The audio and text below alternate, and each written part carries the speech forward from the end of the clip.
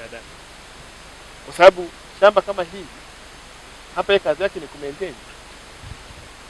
Ambapo tunasema shamba hili awe na ng'ombe wake 10 wa maziwa. Maana yake kwamba anapata mbolea yake. Haitaki kununua mbolea kuleta huko. Kwa kisha kwa mbolea yake maana ukianza kwenye mashamba wenzetu kule nje, nadhani Tukuyu, kuna mtu ana shamba. Tukuyu. Acha ile anafuga ng'ombe, lakini yeye hataki ng'ombe kwa sababu ya maziwa. Ni ng'ombe kwa ajili ya mbolea. Lakini ng'ombe hali ni parachichi. Anakula zile nyasi. Kwa hiyo anaishafisha shamba ni ng'ombe. Alafu kuna zizi, mbolea ile anaweza kaiweka mpaka mwakani. Maana iandaa mwaka huu kwa ajili ya matumizi ya mwakani. Anaisha shambani. Sasa ile ni passive income. Ile ni bond. Ile ni UTT. Kwangu mimi. Kwangu mimi una milioni 100 ya T-bond au UTT, alafu unaweka 100 za hayo maparachichi. Nitapata bond miaka 20, 25, 15, 10, 5, lakini nitavuna miaka 25. Yule amewahi kuuza miche 500,000 ya parachichi. Mche mmoja ni shilingi 5,000.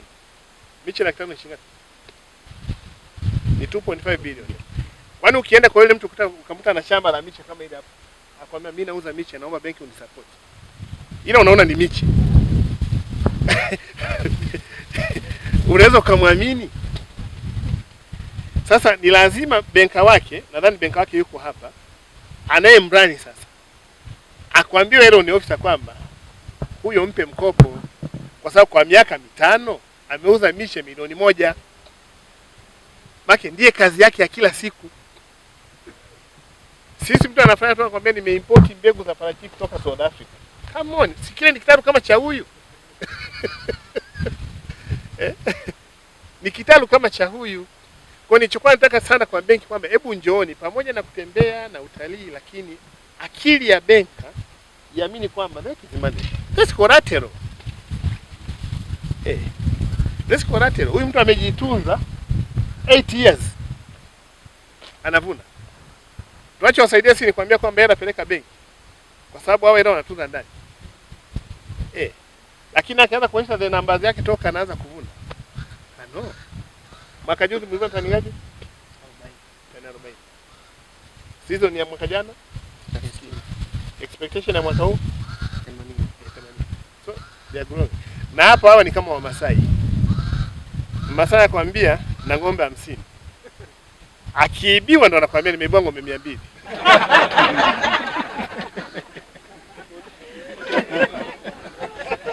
Kwa sababu yeye huyu ana balance kati ya kauli yake simhukumu kwa TRA na wanadamu. Nadhani naona inavyoshindikana. Lakini akiuza na hapo ni katika miaka tofauti, maana kuna mwaka wa 3 ambao anaanza kuchukua ile matunda machache. Lakini I'm sure eka 100 ziko na miaka 5. Harvest yake sio kitoto. Lakini huyu ni kijana wetu. Hakuwa na mpango wa kufanya mambo ya kilimo. Yeye alikuwa Marekani. Kwa baba yake alimdanganya kwamba anaumwa. Hajatuambia hiyo. Wakati ule ugonjwa ikabidi aje, baba yake ni mpara, akaenda Upaleni. Akaambia bwana, niko kwenye matibabu huko napata tiba, simamia mauzo yangu hapo, nisije nikaibiwa. Aliposimamia akaona zile numbers. Kwa mzee alipokuja akamwambia bwana, nashukuru umesimamia vizuri, uko tayari kurudi? Akaambia mzee sirudi.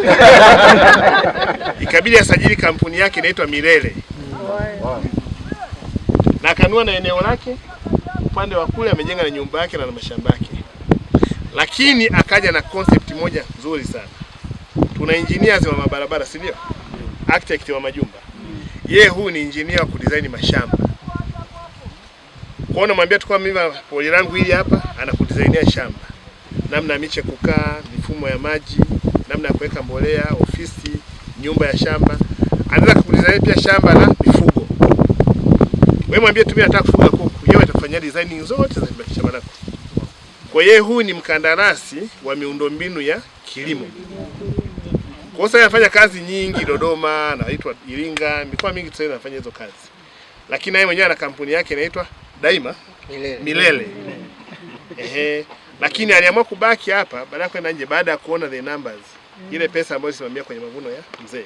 So concept ambayo mimi nataka mje muangalie, kutembea ni kitu kimoja, na wala ambao mmeona ninazungumza wiki iliyopita kwamba nataka mashamba yazungumze.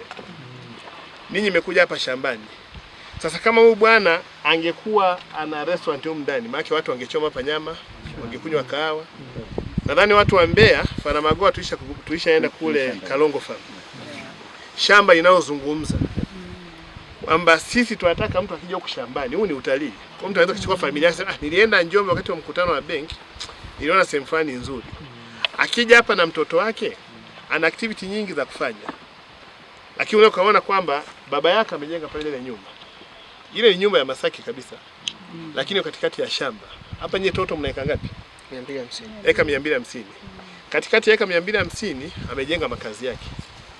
Kwa hiyo nilipokuja hapa mimi huku kulikuwa mna umeme. Kwa hiyo nikaambia hii tuweze kuthamanisha project za avocado lazima tupeke maji, umeme, internet. Kwa ndio project ambayo sasa sisi kama mkoa tuna push. Kwamba mashamba yote sisi tunataka mashamba yetu ya parachichi yapitike hivi.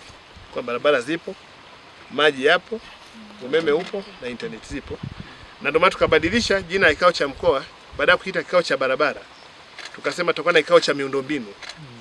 Kwa hiyo wakati ule tunapokutana kwenye kikao cha barabara wale wameko mikoani, sisi tuwajali miundombinu yote. Na sisi agenda sio kupeleka umeme kwa wananchi peke yake. Sisi ni umeme kwenda kwenye mashamba. Kwamba huyu akiwa huku haitaki kupata shida ya internet. Haitaki kupata shida ya umeme, wala shida ya maji, wala shida ya barabara. Kwa hiyo akiwa huku aidha afanye shughuli zake zote za ufugaji. Hata ukienda kule nyumbani wana mabata, wana kuku. Lakini the concept iwe ni from the farm to the table. Kwa baadaye kwa jenge restaurant, kwamba shamba wetu wataka tuwe na hiyo model. Lakini kwa wewe mtu wa benki hapa ni kwamba huyu mtu akikufuata naomba mkopo. Je, akili yako inakulazimisha kuamini kwamba hili shamba linajitosheleza? Kama haijitoshelezi, maana benki tuko tayari. Lakini sera yetu ya benki kuu lazima upeleke dhamana. Kwa nini? Kwa sababu kuna watu toka maisha yao wanaanza na mimi dhamana ni nyumba. Lakini kuna mtu alikuja mwenye akili akasema kwamba salary slip ni dhamana. Si unampa mtu kwa kikaratasi tu ameajiriwa, afisa utumishi anampitishia. Unampa milioni 10. Sasa tufike mahali ambapo tuta graduate dhamana za nyumba kwenye kichwa useme sera yetu iwe na flexibility ya dhamana shamba. Mimi naweza kukupa nyumba ya milioni 50. Lakini ukadharau shamba la eka 50 ambayo inanipa milioni 300. Kwa kazi ya benki ni idara ile ya research kuja, wanafanya research kwa jamii kwamba wana mazao ya kudumu. Kipo aside riski ya moto na kila kitu. Lakini hili shamba unajua kwamba ni hela. Kwa sababu hii shamba mche ule mmoja ukifika miaka 8 anaweka komandi kwenye mti mmoja kupata shilingi 800,000 au milioni. Kwenye ule mti mmoja. Na hata mtakapoenda pale fanyeni tu hapo tafuteni mti mkubwa mhesabu yale matunda. Na wao hawa kwa sababu wamesha advance shamba kama la Msuya havuni mwezi wa 6. Ana komandi matunda kuvuna mwezi wa 9 na mwezi wa 10. Kidunia hakuna matunda parachichi. Kwa matunda parachichi utatoka Njombe kwenye wakati huo. Kwa watu wengi huko wana reserve. Na ndio maana mwaka jana bei imekuwa kilo shilingi ngapi? 3,000. Maana mtu ambaye ameuza mwezi wa 5 wa 6 ameuza kwa shilingi ngapi? 1,500. 1,800. Afu wa 9 wa 10 3,000 mpaka 3,500. Mpaka 3,500. Kwa hiyo ni achievement ya kwanza. Lakini ya pili, zamani haya matunda na bahati mbaya tu kama mtu anaenda kwenye kiwanda. Ukishatoa ile grade 1. Ile grade 2 iko inaitwa reject. Kilo moja kwa shilingi 100. Lakini saa hizi tunatakiwa tuna mara kwa benki. Maana ukishauza ile ya kwanza naenda nje, yanayobaki anabaki tu kama sehemu ya mbolea. Waweza wape chakula wale nguruwe au gawia watoto shuleni. Lakini saa hizi yale yanayobaki amoni reject sasa unaweza ka export. Una crash mafuta kilo sasa shilingi ngapi? 600 na nadhani 950 hapo Afrika nanunua. Kwa hiyo kumekuwa na mnyororo mkubwa. Kwa mimi wito wangu nachoomba watu wa benki tusikae kwenye mazoea ya unajua sisi tumelemazwa na mikopo ya watumishi waajiriwa. Sio kwa ubaya, maana ndio watu unaoatendi sana, anakuja mwalimu, mtumishi wa serikali, sekta ya afya, anasawa simu. Lakini loan officers wetu na watu wa helikopta wako hapa makao makuu wakiamua kuanza kuresearch mazao ya kudumu. Kwamba hivi mtu mwenye eka 15 za mikorosho. Kwani mtu ambaye ana eka 15 za mikorosho kijijini anaweza kuwa na nyumba milioni 10. Amejenga tu vyumba viwili na sebule, kajichomeza kitofali, akajenga kwa tope, akapiga plaster, akaingiza umeme, akapaua bati jeupe, akapiga rangi nyekundu. Ukaja pale ukamwambia hii nyumba yako ni kama milioni 8. Wewe qualify kwa milioni 15. Lakini akivuna mikorosho yake anapata milioni 50. Sasa ni kwa kiasi gani mtu wa benki anauelewa kwamba shamba lenye mazao ya kudumu ni kwa rate lililojitosheleza. Lakini